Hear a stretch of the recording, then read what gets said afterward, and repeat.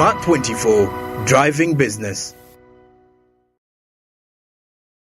A very good morning. Welcome to Financial Markets. This is the section where we analyze the market performance of your regional financial markets here in East Africa, and also to further understand how the equities listed on these markets are performing. My name is Victor Shiberu to present to you the results coming in from the Uganda Securities Exchange as well as the Nairobi Securities Exchange as for the last trading session. But going straight into the numbers, we are looking at the previous trading session ending with a total of 645,537 shares.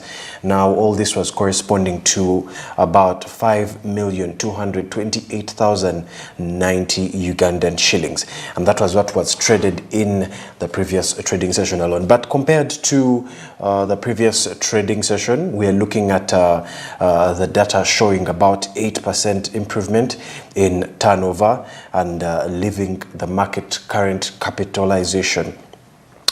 market capitalization at 19.9 trillion Ugandan shillings. Let's not fail to notice that it has gone down from the number it closed at last week, where we had the market capitalization in 20s. So we are seeing it going down by a couple of points, but we're yet to see what has led to that. In aggregate, we are looking at 4 listed equities participating in the trading, and we ended with 3 gainers as well as 5 losers. Stanbic Bank led the gainers with 4.27% share price appreciation, closing at 38.58 Ugandan shillings per share. It was followed by Nation Media Group with 1.21%, and that was price appreciation. We are looking at Centum Investments also coming up with 0.92% share price appreciation. Centum Investments actually closed off the previous week with a couple of shakes here and there, and it came in as a bottom loser on both the Uganda and the Nairobi Securities Exchange. But we are looking at it going up by 0.92%. On the losing side, we're looking at National Insurance Corporation coming out last with an end-of-day price depreciation of 9.09%. Now, that leads it to closing at a share price of only 5 Ugandan shillings per share. Now, for context, National Insurance Corporation is one of the oldest and reputable insurance companies in Uganda, and it is traded under the ticker symbol NIC on the Uganda Securities Exchange, and it is boasting a market capitalization of 10.6 billion Ugandan shillings. Now, this, of course, is making about 0.053% of the Uganda Securities Exchange equity market. Looking at its year-to-date performance, we're looking at a decrease of 0.50, and we're looking at it going down all the way from May 2024, and it has been coming down the slope ever since till date. Let's not fail to notice that the shares outstanding of National Insurance Corporation are at 2.12 billion, and looking into the current share price, it stands at 5 Ugandan shillings per share, and it closed its last trading day with that very number. Now, this is recording a 9.1% drop from its previous closing price of 5.50 Ugandan shillings. National Insurance Corporation began the year with a share price of 6.50 Ugandan shillings and has since lost 23.1% of that very price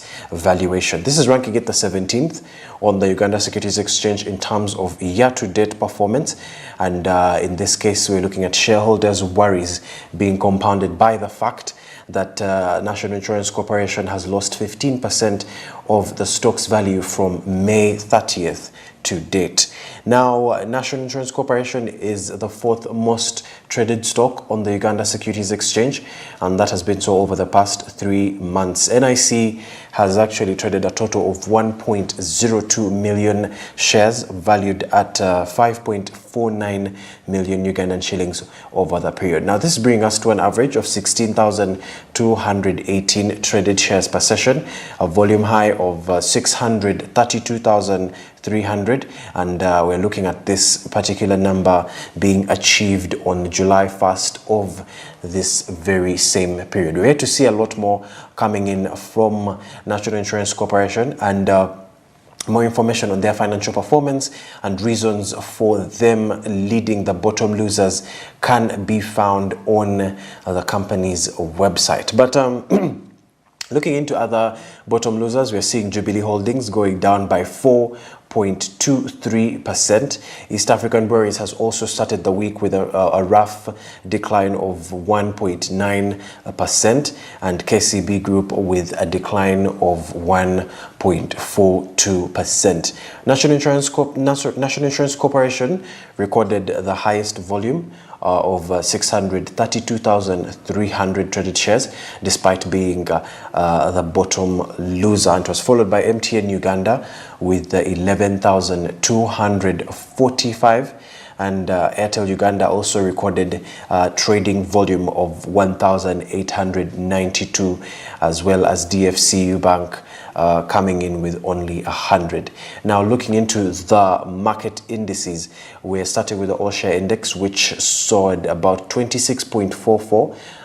This is about 2.57% points to close at 1,055.37. Now, this was representing a 1-week loss of 1.2%, a 4-week loss of 2.31%, as well as an overall year-to-date gain of 20.96%. Now, other indices like the local company index actually increased by 2.08% to reach points of 264.51 points. This was making it a 1-week gain of 0.37%, a 4-week gain of 0.35%, as well as a year-to-date loss of 2.7%. Now, looking into companies like MTN Uganda, MTN already went through an oversubscription, which is very good news for stakeholders.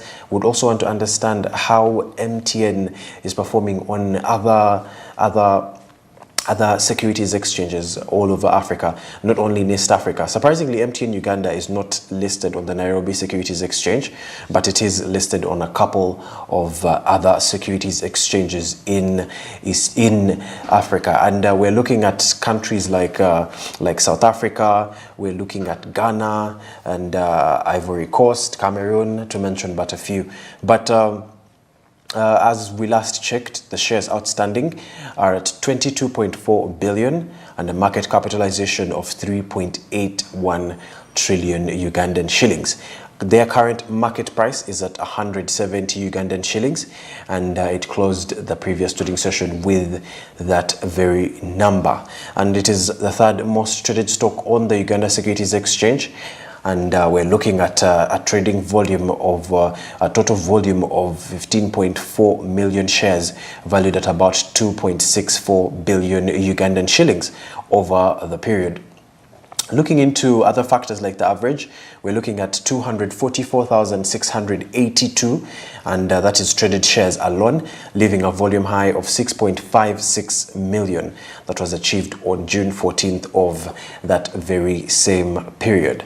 And looking into the main chart for the Uganda Securities Exchange, just to give you a broader view of these companies, we saw volume from Airtel Uganda of 1,892 and a share price of 70 Ugandan shillings per share.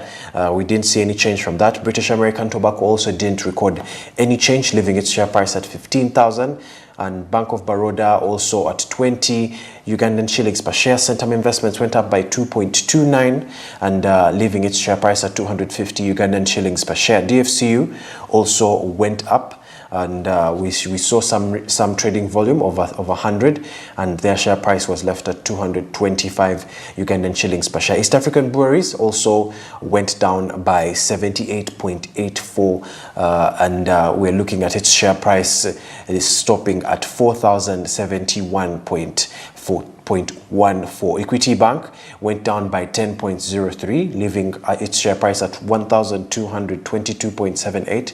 Jubilee Holdings also went down by 215.03, leaving their share price at 4,873.90. Kenya Airways also has its share price standing still at 109.81. KCB Group went down by 12.90, leaving its share price at 897.37. MTN Uganda, as we have seen, its share price still stands at 170 Ugandan shillings per share, and New Vision Limited has its share price at 1,153, and Quality Chemical Industries is also standing at 55.50 Ugandan shillings per share. Stanbic Bank is at 38.58 after its 1.58 share price increase. Uchumi Supermarket is at 8.21, Uganda Clay is at 12 Ugandan shillings, and Umeme at 460 Ugandan shillings per share. Now shifting our focus to the Nairobi Securities Exchange to see what went down from our neighbors' end. Despite the financial environment, the situation within their borders, we'd want to understand how these entities are responding to this kind of environment. So looking at the end of the first week, we saw a total of 6,114,300 shares in about 1,036 deals, and this was all corresponding to a market value of 75,319,537 Kenyan shillings, and that was what was traded in the previous trading session. So comparing all this with the previous data, we're looking at a 36% decline in volume, a 54% decline in turnover, but a 9% increase in volume, but in deals. And this is all leaving the current market capitalization of the Nairobi Securities Exchange at 1.72 trillion Kenyan shillings. So in aggregate, we're looking at 45 Nairobi Securities Exchange listed equities participating in the trading, and we ended with about 15 gainers as well as 26 losers. CIC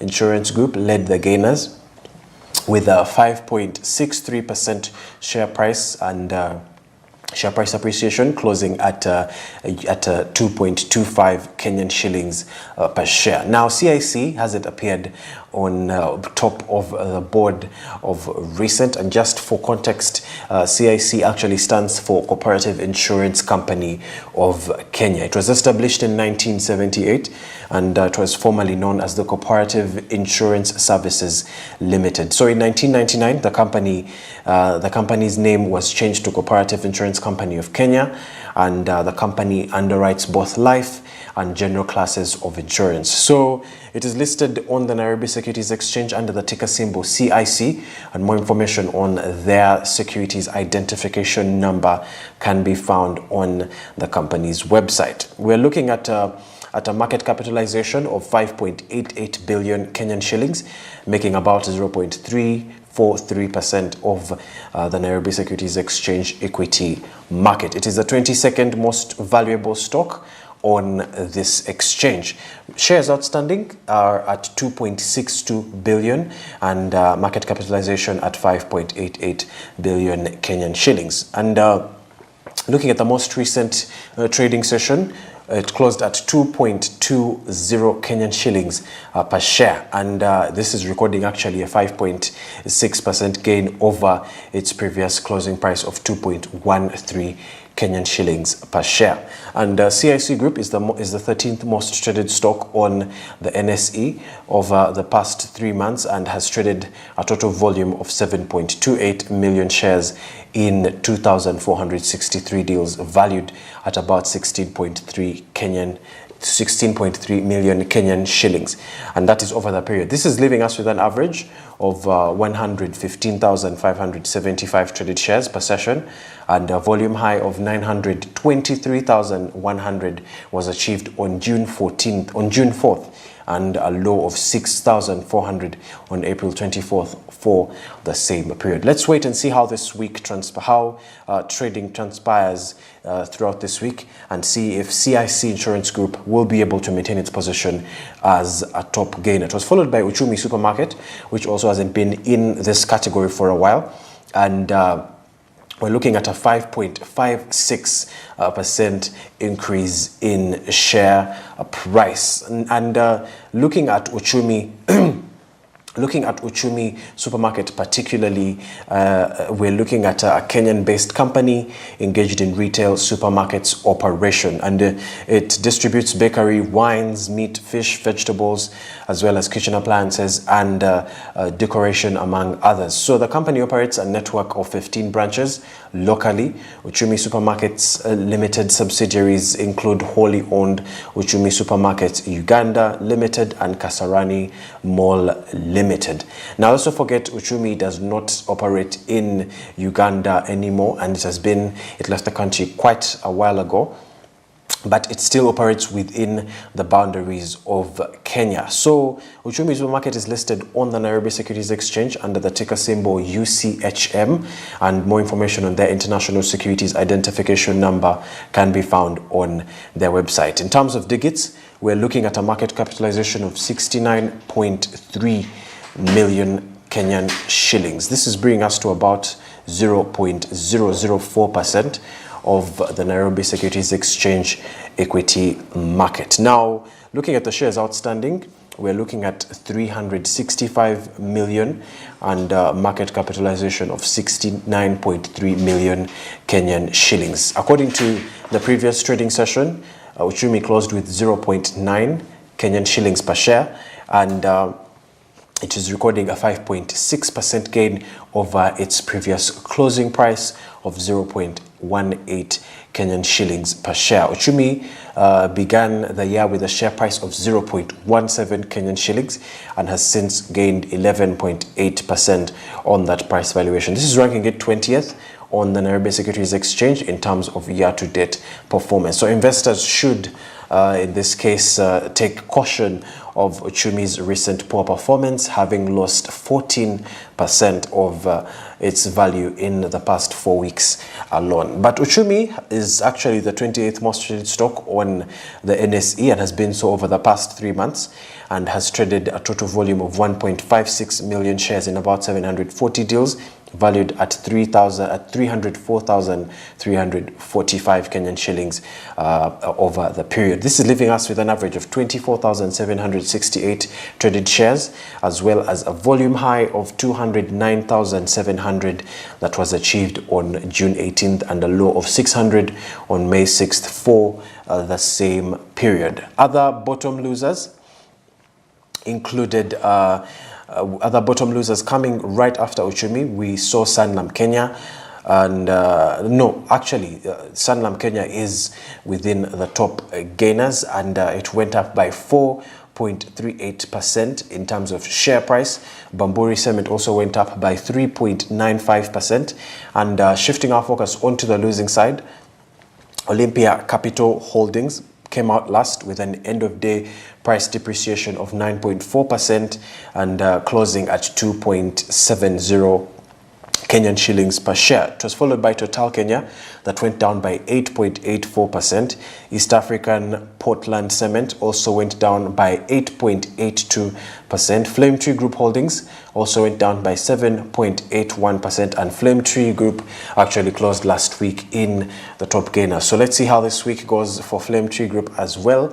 And right after it, we saw Kenya Reinsurance Corporation recording the highest volume of traded shares, that was at 1.37 million, followed by Safaricom, as usual, with 1.36 million, Cooperative Bank of Kenya with 1.26 million, and KenGen with 592,200 traded shares. Regarding performance of the market indices, we're looking at the all-share index that did not see any change, closing at the same mark as it opened at 109.49, representing a one-week loss of 2.9%, a four-week loss of 3.09%, but an overall year-to-date gain of 18.87%. Other remarkable indices that performed were the NSE 10-share index that also went down by 0.13% and leaving a one-week loss of 2.89%, but an overall year-to-date gain of 22.97%. Now, looking on to the 20-share index, we're seeing a decline of 0.06% and a one-week loss of 4.14%, but an overall year-to-date gain of 20.28%. The 25-share index also went down by 0.17%, leaving a one-week loss of 2.4%, but an overall year-to-date gain of 20%. Now, looking on to the major outlay for the NSE, just to highlight a couple of entities that you should be on the lookout. Absa Kenya still has its share price at 14, and Bamburi Cement Limited also has its share price at 43 43 Kenyan shillings. British American Tobacco Kenya at 354 Kenyan shillings. BK Group PLC 34 Kenyan shillings. Britam Holdings is at 5.60. East African Cables is at 0.97. Looking onto Crown Paints at 35.15. eGuards Limited also went up by 0.30, leaving its share price at 13. Leaving its share price actually the very same as the previous day. But let's not fail to notice that there was a trading volume of about 300, and this leaves its share price at 13.30. Equity Group is at 42 Kenyan shillings per share. Absa New Gold ETF is at 2,920 Kenyan shillings per share. Home Africa is at 0.33. HF Group Limited is at 4.10. And we're looking at KCB Group at 31, Kenya Power and Lighting Company at 1.74. Kenya Airways did not show any performance as of the previous trading session, but its share price on the Nairobi Securities Exchange stands at 3.83, and we're looking at Kakuzi Limited at 355.25, and quite more, and a number of companies also coming up with noteworthy performance. Let's wait to see how this week goes for all these entities, to see if the top gainers will be able to maintain their positions as top gainers, as well as the bottom losers trying to make their way and earn themselves a position within the top gainers. But in other financial news, we're looking at the Northern Corridor states pushing for a shorter Tanzania freight route. We're also seeing the EY Kenya reputation at risk after the World Bank sanction, and Kenya is also to open market for duty-free EU imports. So just to start with the World Bank sanction and details on that, the audit firm Ernst & Young Kenya actually faced a blight on its reputation after the World Bank debarred it from its projects and programs for 2 years, citing conflict of interest and corruption. So the World Bank said it debarred the EY Kenya after investigations revealed it was guilty of conflict of interest and corruption in 2 public programs in Somalia. So EY Kenya was found in breach of the bank's code of conduct relating to the Somalia Core Economic Institutions and Opportunities Program and the second Public Financial Management Capacity Strengthening Project. So according to the facts of the case, EY Kenya failed to disclose a conflict of interest during the selection and implementation of 4 contracts under the SCORE and under the SCORE and PFM2 projects, and the involvement of an agent in those contracts. So more information on how all this comes about could be found in the statement from the World Bank published on June 26th. But in addition, during the execution of one of the contracts, EY Kenya made a provision for allowances to be paid to project officials. This conduct constitutes fraudulent and corrupt practices under the World Bank consultant guidelines. So the sanctions dent EY Kenya's reputation because potential clients or even partners may keep off for fear of association with a tainted firm. This can lead to a loss of business opportunities and a decrease in competitive edge in the market. So EY is the latest Kenyan firm to have been blacklisted by the World Bank on any projects being financed by the Washington-based institution. It is part of a settlement. It's part of a settlement agreement under which the company admits culpability for sanctionable practices and agrees to meet specified integrity compliance conditions as a requirement for release from debarment. So the World Bank said EY Kenya is expected to develop and implement an integrity compliance program that reflects the principles set out in the World Bank integrity compliance guidelines. And the company has also committed to continue to fully cooperate with the World Bank Integrity Vice Presidency if it is to get out of the blacklist before the end of the 30 months. But while all this is happening, we're looking at Kenya getting ready to open market for duty-free duty-free EU imports after the trade deal takes effect. And Kenya and the European Union have enforced a trade deal after a decade of negotiations, opening up the domestic market for tax-free goods from the 27-country bloc after 25 years. So the European Union-Kenya Economic Partnership Agreement, which preserves unrestricted access of Kenyan foods to the European bloc except for arms, came into force on Monday. Kenya's Cabinet Secretary for Investment, Trade and Industry, Rebecca Miano, announced this arrangement. So the EU-Kenya EPA is one of the most ambitious agreements negotiated between the European Union and an African country in terms of promoting economic sustainability.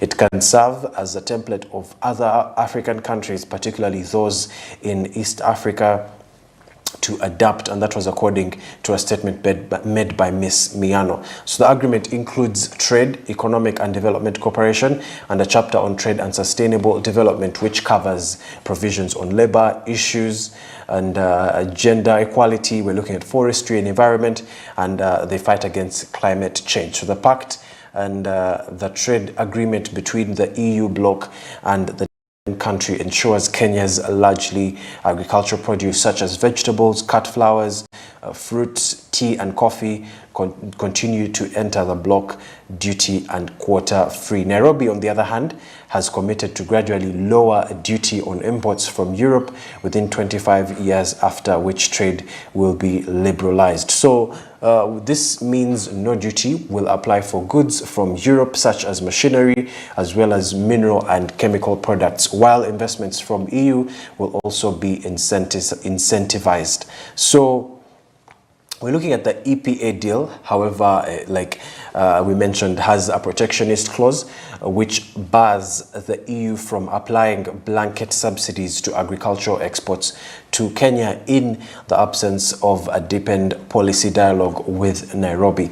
This clause is aimed to safeguard agriculture and food security in Kenya against unfair competition from the EU. Trade between the two parties favors the EU, which sold goods worth about 223.12 billion Kenyan shillings, which is about $1.7 billion to Kenya, while importing 150.08 billion Kenyan shillings, which is about 1.2 billion US dollars. So the enforcement of the EU Kenya EPA comes after the approval from the European Parliament on February 29th, paving the way for heads of state and government to complete the ratification process. So some 366 EU lawmakers voted in favor of the deal, with 86 members rejecting it, while 56 members abstained. So Kenyan lawmakers also approved the document for it to become enforceable.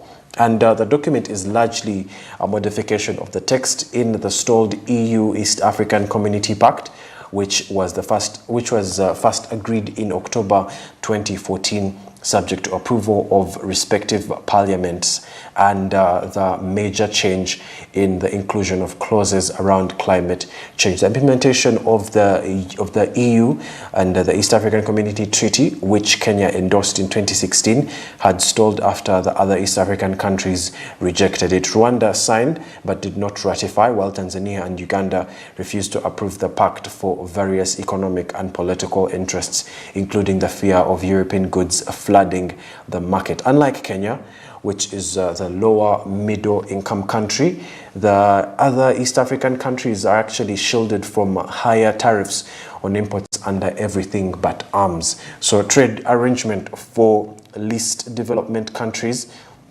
falls within that particular caliber, and this is provided for under the World Trade Organization and special and differential treatment because they are the least developed countries, and the refusal to cooperate by the East African peers prompted Nairobi to enter into a temporary special agreement with the EU, which has allowed Kenya's exports to continue accessing the EU markets duty and quota free. So the EU Heads of State Summit in February 2021, however, allowed partner members to sign bilateral trade deals on condition that they leave room for other East African countries to join in the future. So Kenya and the EU have utilized this window to re-engage on the pact, leaving the door open for other East African Community member states to join whenever they choose to. And this culminated in the sign of the new document last December, subject to ratification